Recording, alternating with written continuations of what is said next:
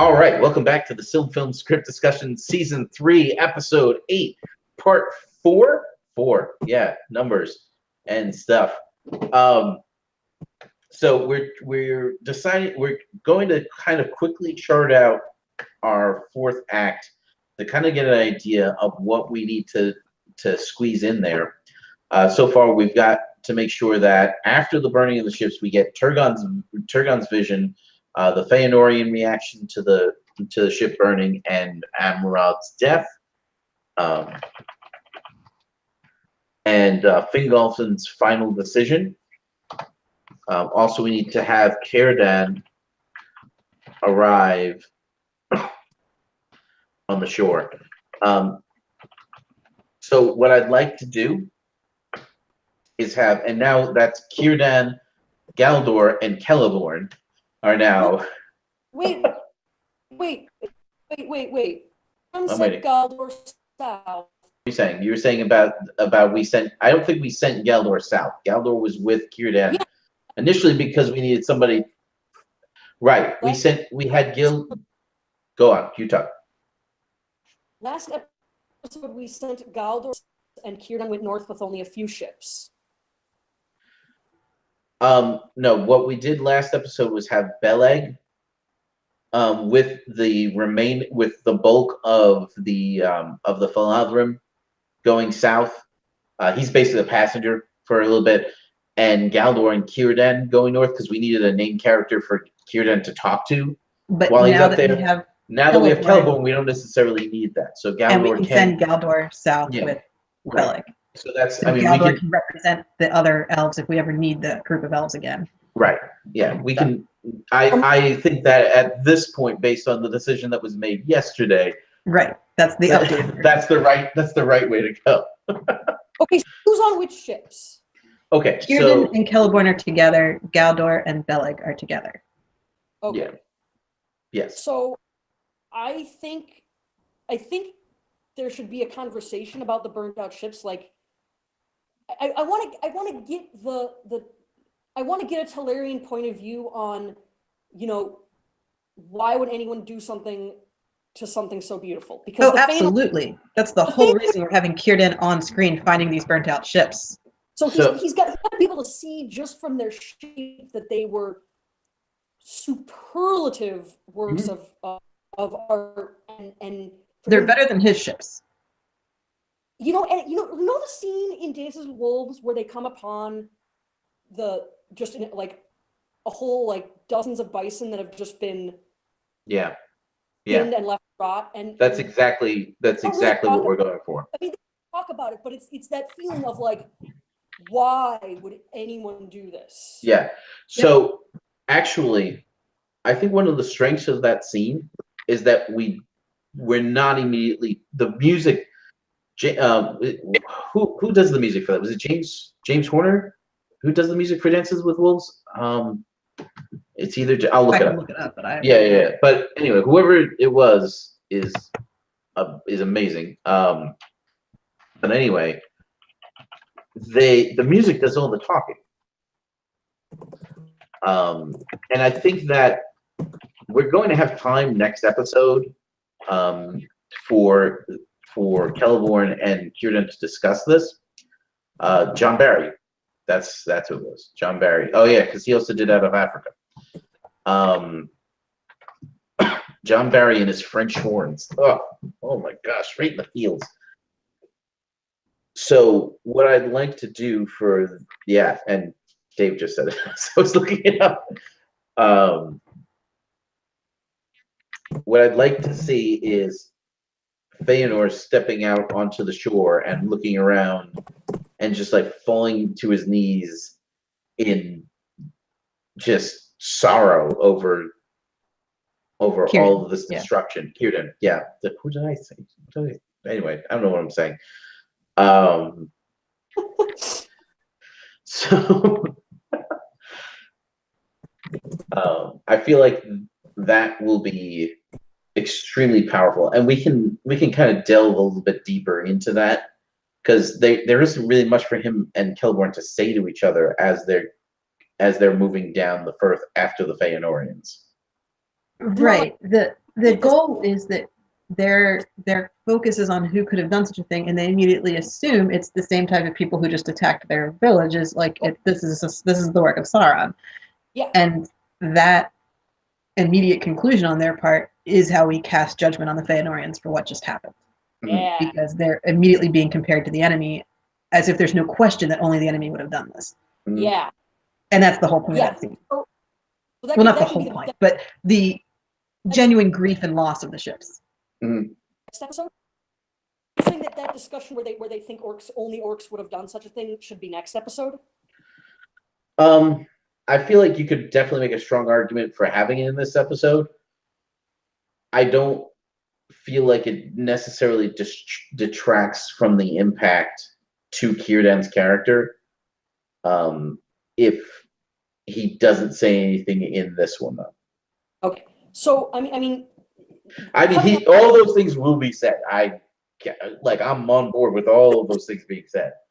Putting the discussion up next, that saves time. Since you want to have the ships burn and act for Feanorian stuff going on.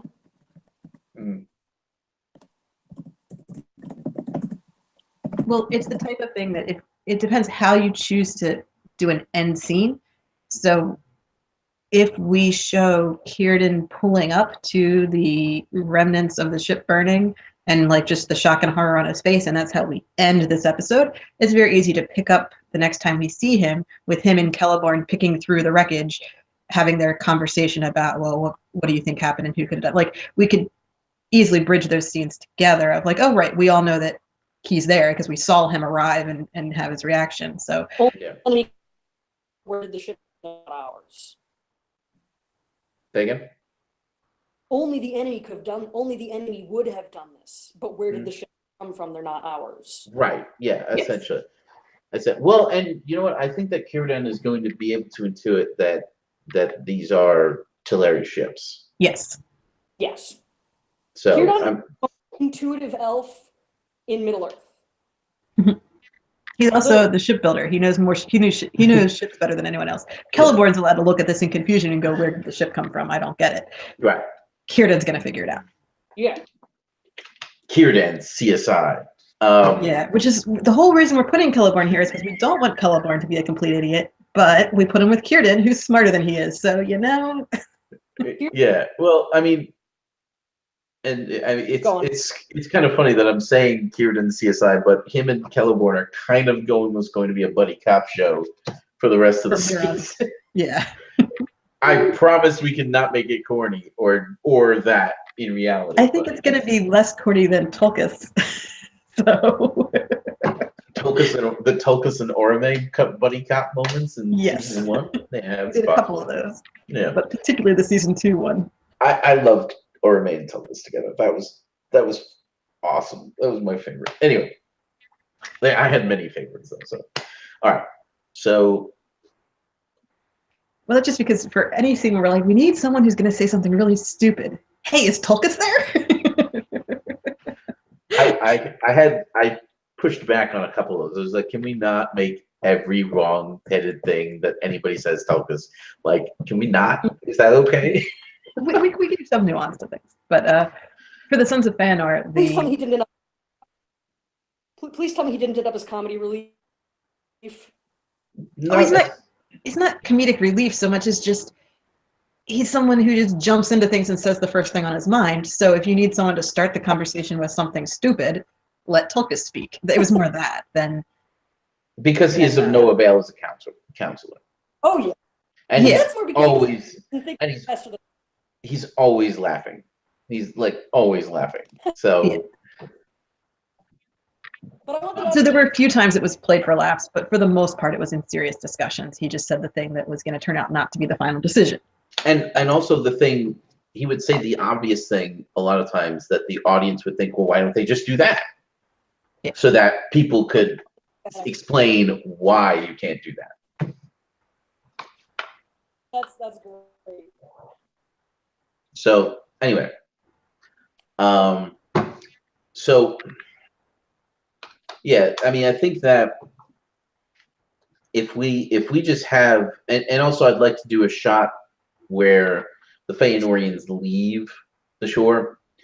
But what I'd like to do is like have one of those bits where like they're all on the shore and the ships are still on fire, and then it like fades to there's only like a few of the brothers on the shore and the ships are smoldering, and then there's nobody on the shore and the ships are smoking and Cirdan pulls up. Yeah. Like one of those things. Time has passed pretty easily, Yeah. I think, in this case. Because ships burning is a good barometer of how much time has gone by. Yes. Oh my God, finally, a measure of time. How long does it take to burn a ship down to the waterline? I'm so worried about next episode. I'm here to tell you, like, it's like planning the battle of the battle where like there's no way. It doesn't make any anyway. So we'll worry about that when we get to it. Now that we next time. need to probably get this structured a little bit, because right now we have a good idea of how we're starting the episode and how we're going to do the final act. Yep. We spent like no time talking about anything in the middle. Yep. Okay. So. Well, we haven't actually scripted out the final act, but to get back. But we know what's in it. Yeah, and the fourth act is always the easiest to work. We need to get to it. All right. So we need Fingal and Midos have some kind of discussion. Mm-hmm. Fingal back to shore and tells people that Fëanor is crazy. Duh. There's the ships leaving. Mm-hmm. No, before the ships leave, Fëanor's got to pull Curfin aside and kind of intimate what he's thinking, because we have to understand why Fëanor decided to leave Fingal. Well, I mean, we kind of know why, but like we need to kind of intimate exactly why he's leaving him behind. Fëanor hasn't discussed this with anybody yet. Okay, so there's a few things. The ship's leaving has to be shown from the Fëanorian perspective, because in the last episode we've already seen how the people on shore react. They're like, the ships are gone.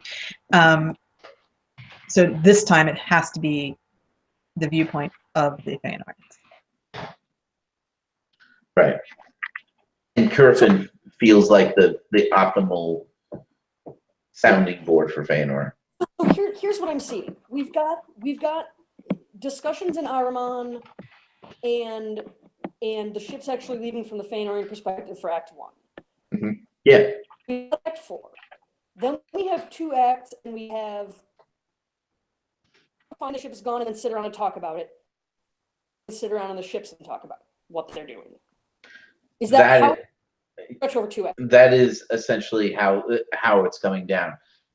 Which is one of the reasons why I wanted to make sure that we had Beleg making his epic journey across Balerion to make it back to Menegroth to let them know about the horrifying werewolf army.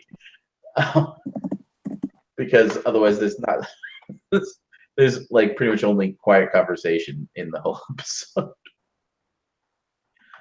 I don't know, any conversation involving Chiron doesn't necessarily have to stay quiet.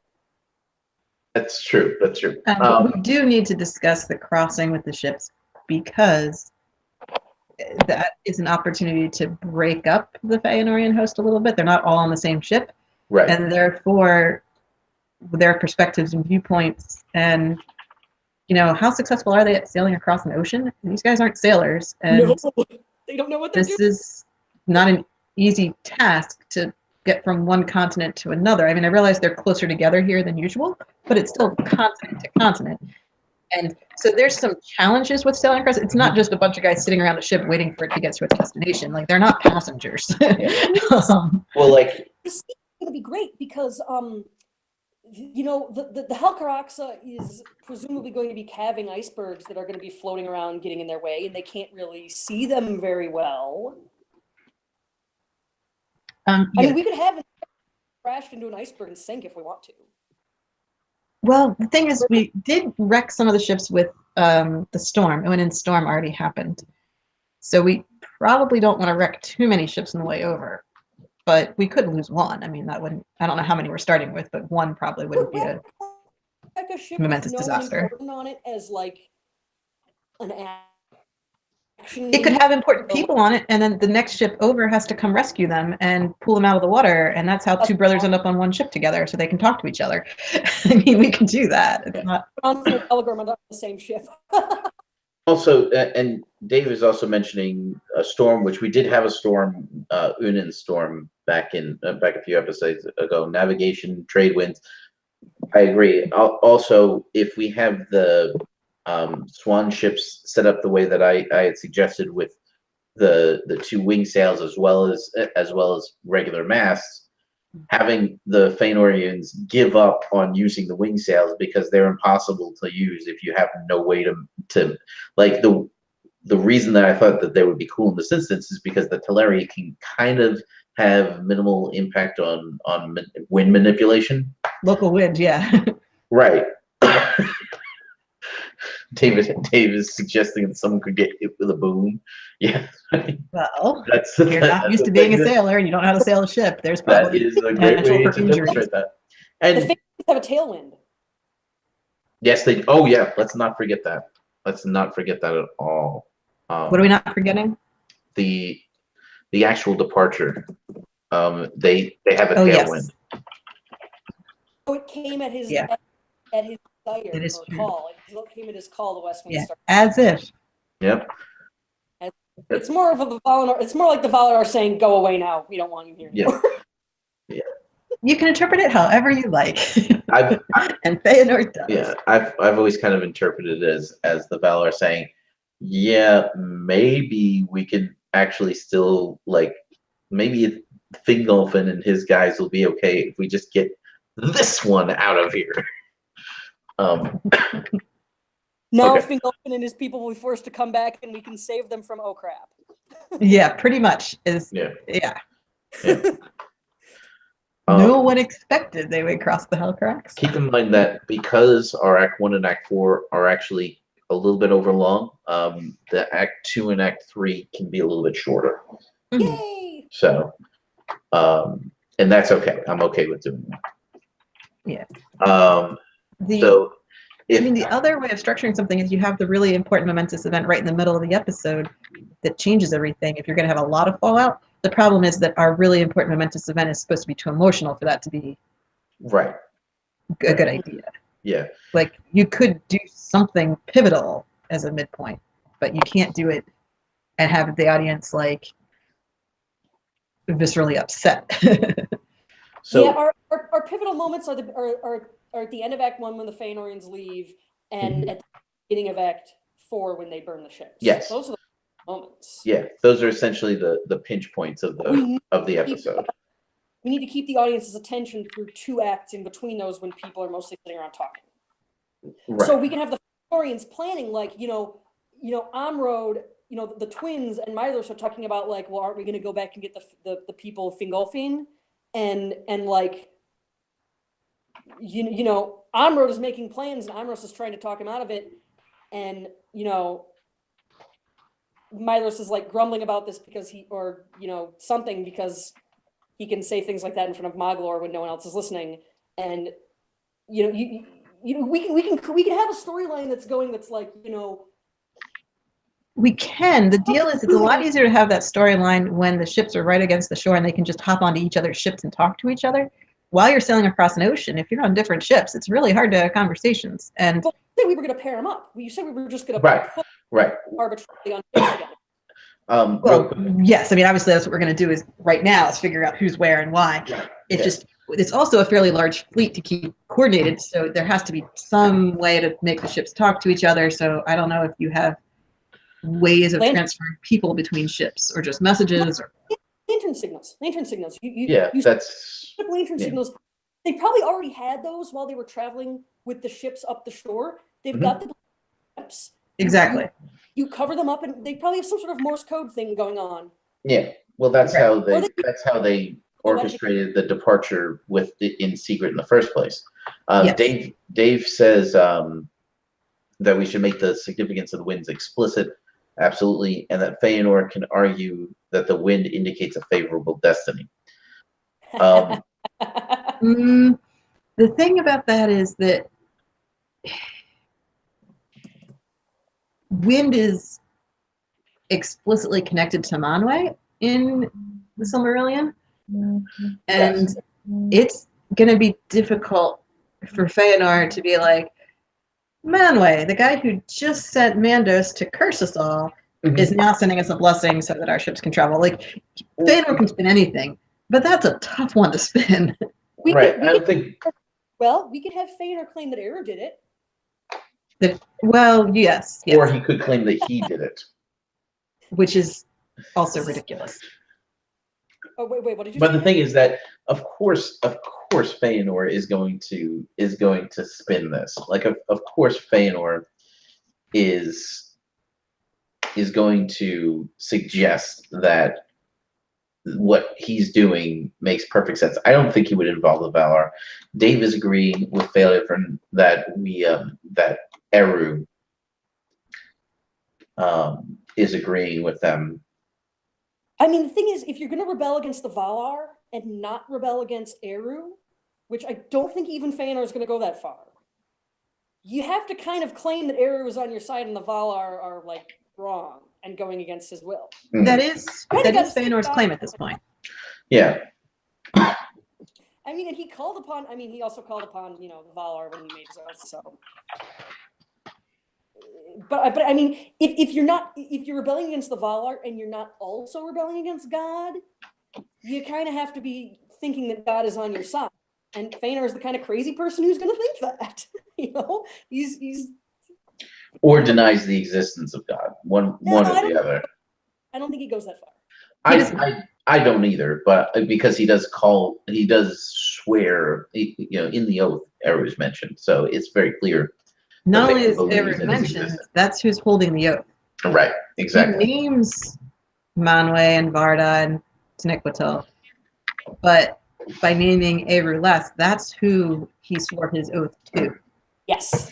And that's who's holding him responsible. And that's why you can call the everlasting darkness upon yourself, because that's who's able to make that happen. Yep. All right. Let's take a quick break. If you're watching live, hang in there. We've got a couple of people still, but not many. But if you're watching us live, hang in there. We'll be there. We'll be back in a second. If you're watching us on YouTube in the future, hello, future people. Definitely like and share the videos if you like and want to share them. If you haven't yet, feel free to subscribe.